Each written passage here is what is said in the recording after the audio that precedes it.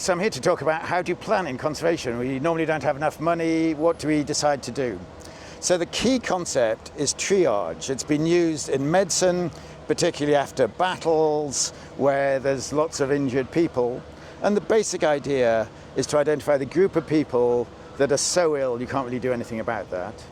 The group of people for whom medicine isn't particularly important at the moment, they'll be fine. And then the key group in the middle is those for whom immediate action makes a real difference. And that's where you concentrate your effort.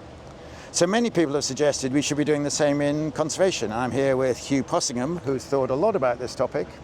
So many people say we should triage species and identify the priority ones, but I know you disagree with that view. Well, we are already triaging species in a way because we don't have enough money. Australia has a threatened species list of 2,200 species, and the Commonwealth has decided they can only spend money on 110. So some of the states spend money on more. Most of our species that are listed are plants, over 1,000 species of plant, many of which don't even have a recovery plan. So we actually practice triage as we do, but the unfortunate thing, it's not very thoughtful.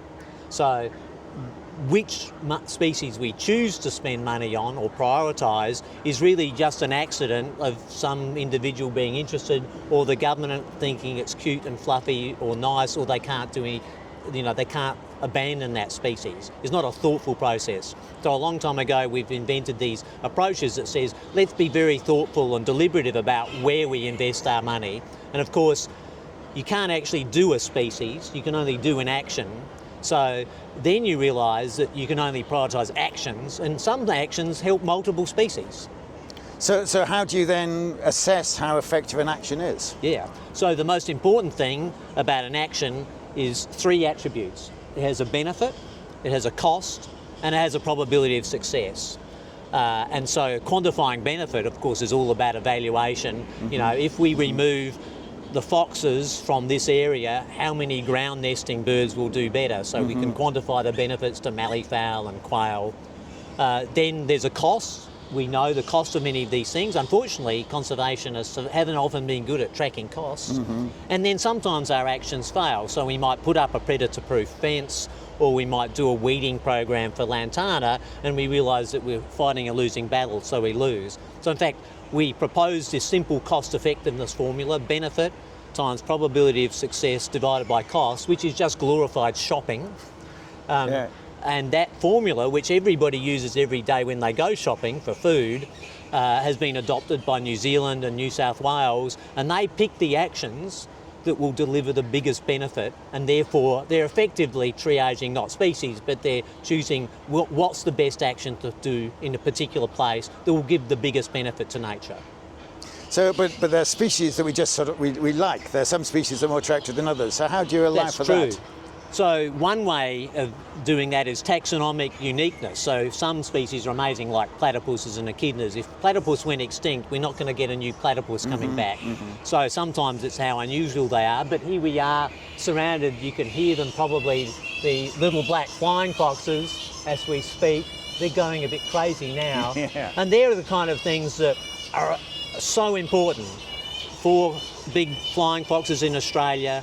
They're essential pollinators, they're big fruit dispersers. If we were to lose these flying foxes, Australia's eastern Australian forests, which is a biodiversity hotspot, would forever change, change. And so we should really be spending a lot more money on flying foxes, cassowaries, these keystone species that are unique. And often they're not the most sexy species. In fact, a lot of people really don't like flying foxes.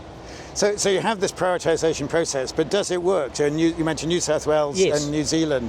Does that result in more effective conservation? It does. So New Zealand found that by doing their prioritisation, they could save more than 2 or 3 times as many species as they were saving in the past. New South Wales have done a similar approach, and basically it is just like simple first-year economics. Mm-hmm. And it's amazing that in conservation we don't use these tools. Imagine if Qantas ran their whole airline schedule without mathematics. without Right. mathematics. They wouldn't Yeah. dream of doing that. Yeah, okay. But it's all optimisation. They would lose hundreds of millions of dollars a year because you can't do these things just on a pen and paper. You need algorithms and maths. And so it's really just moving those simple economic and applied maths tools over into conservation. And of course it also applies to protected area selections. A whole heap of other conservation activities need to be prioritised smart. That's why we built tools like Marxan and Zonation to help people make better decisions and deliver bigger outcomes. So tell us more about those. So they obviously Marxan has been incredibly efficient in habitat selection. Give us some examples. It solves a very simple problem, which is how do I conserve every kind of habitat and every kind of species in compact systems that are most likely to deliver outcomes and least likely to annoy other people. So you focus on those areas where the land is cheaper, where you get a big conservation gain. And if you don't do that, what often happens is we just get a big protected area system, and there's some parts of the world where there's 20 or 30% of the land protected, but they're missing many species. In Australia alone, we have 5 or 10% of our most endangered species in no national park. So then I go up to a state minister, like the South Australian minister, and say, you need a bigger protected area system. And they say, you've got 20% of the state already, we can't afford to look after it. So in fact, by making poor choices in the past, we're constraining our options in the future. And Marxan helps solve that problem. So it does seem great to be delivering, finding ways of delivering more from the same money. Exactly. and just being more efficient. And also in New Zealand, they say that the policymakers love this because you can be rational. You could say, if you spend this, you'll get this. If you're prepared to spend more, then this is the extra things we could deliver. These are the extra actions. And so these are the species you're likely to get, the habitats you're likely to get, the policy consequences you're likely to get. And that seems a really powerful argument. And a lot of politicians and senior bureaucrats have an economics background. In fact, some of them, when I say this is the way we should do it more logically, they're amazed that we haven't been doing it for the last 20 or 30 years. They're appalled. They say, I thought we had the tools, spreadsheets, tools, maths to do this well, but often those decisions have been made quite poorly. So it's a fabulous way of working. Thanks for the interview. Thanks, Bill.